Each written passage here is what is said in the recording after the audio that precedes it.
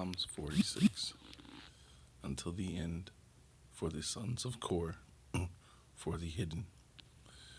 Our God is our refuge and strength, a helper in troubles, which have found us exceedingly. Yes, they do. Look at the history of the so called black man and black woman in all of the Americas, right?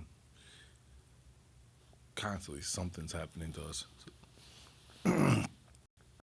Something is being done to us, or we're doing it to ourselves, or it's always something. It's always something. Anyways, therefore, we will not fear when the earth shall be troubled, and the mountains shall be moved into the heart of the sea. Now that's going to be, I know he said we shall not, so this shouldn't come as a shock when we see it, but that's going to be a sight to see. I mean, I'm just trying to imagine like the Blue Ridge Mountains in South Carolina and North Carolina being moved into the Atlantic Ocean.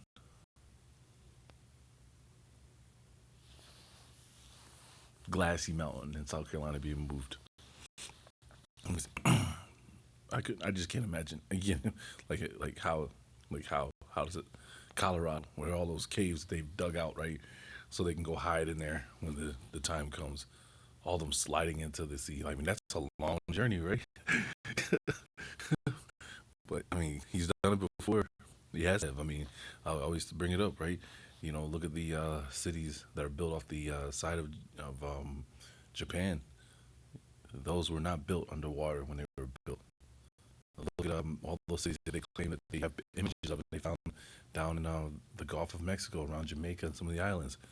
Those were definitely not built. Pyramids they were not built underwater.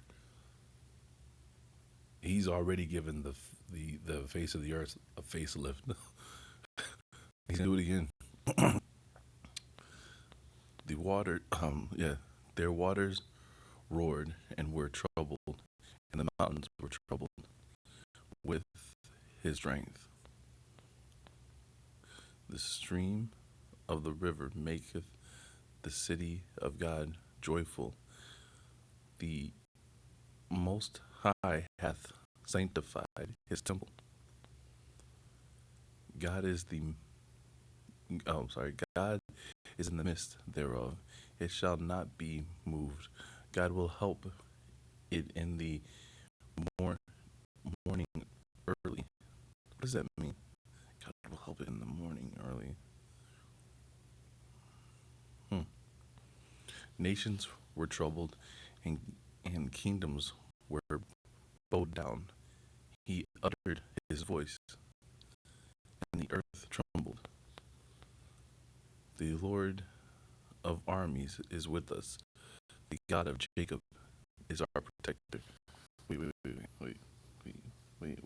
That should read Jesus is with us, right? And Jesus is the protector. I'm not being facetious. I'm just saying, again, I don't see Jesus in any of this stuff. Even when they try to say, oh, this is a spiritually the representation of Jesus for the future. No, this is a clear day. It says this is about the Creator and taking care of the people. Come and behold, ye the works of the Lord, that wonders. Oh, sorry, what wonders he hath done upon the earth, making wars to cease even to the end of the earth. He shall destroy the bow and break the weapons and the shield. And when I read that, I don't know why it just makes me think of Captain America, right? And his star, the shield. He shall burn it in the fire. Be still and see that I am God. I will be exalted among the nations, and I will be exalted in the earth. The Lord of armies is with us.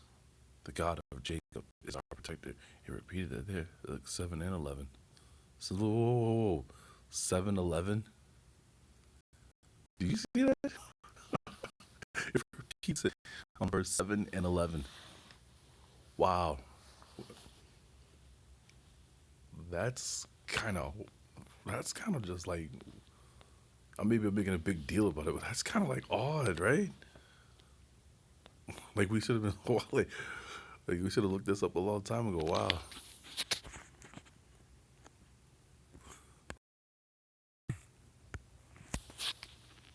Psalm chapter 46 is the 46th psalm of the book of Psalms, known in English by its beginning, God is our refuge and strength, a very present help in trouble, in the King James Version. In the Greek Septuagint version of the Bible, and in its Latin translation in the Vulgate, this psalm is Psalm chapter 45 in a slightly different numbering system.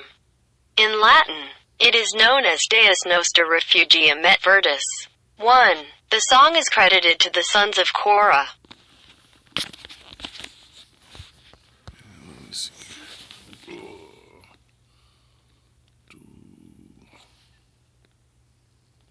Come on.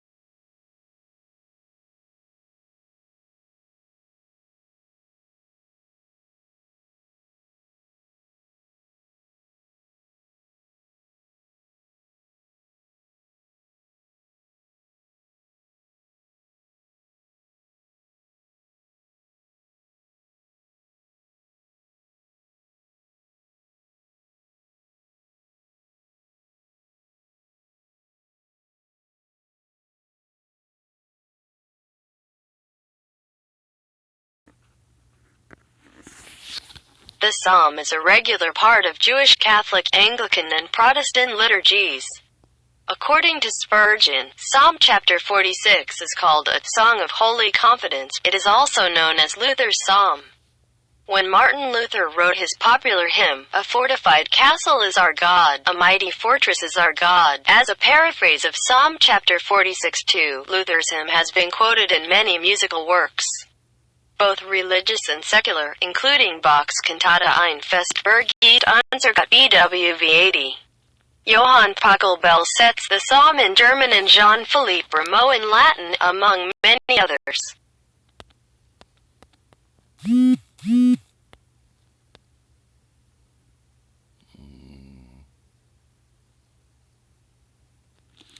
We'll see this too.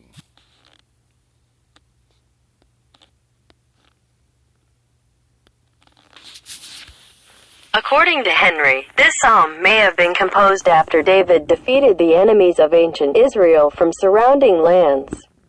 3. Spurgeon notes that the description in verse 1 in the Hebrew Bible version, calling for the psalm to be played on alamat, could denote either a high-pitched musical instrument or the soprano voices of young girls who went out to dance in celebration of David's victory over the Philistines too. The Midrash Tehillim, however, parses the word alamat Hebrew, elms, as referring to the hidden things that God does for his people. 4. The psalm praises God for being a source of power and salvation in times of trouble. The reference to morning in verse 5 alludes to Abraham, who would rise at daybreak to pray to God. 5. Okay. Let me see that. I'm glad we did go over that, because I was wondering what the heck that meant about the morning there.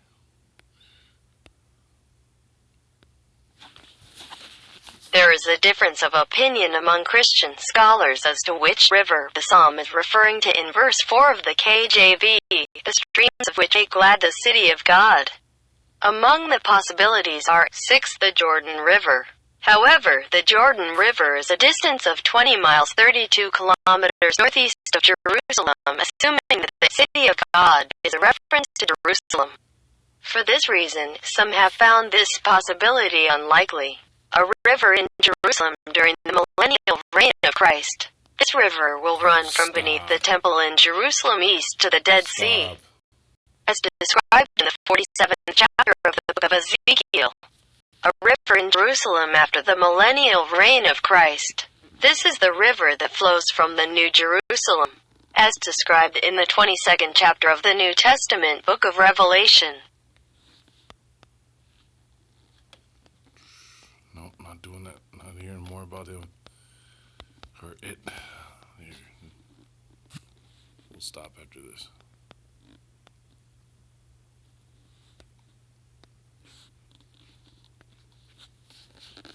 Portions of the psalm are used or referenced in several Jewish prayers. Verse 2 in the Hebrew is part of Selichot.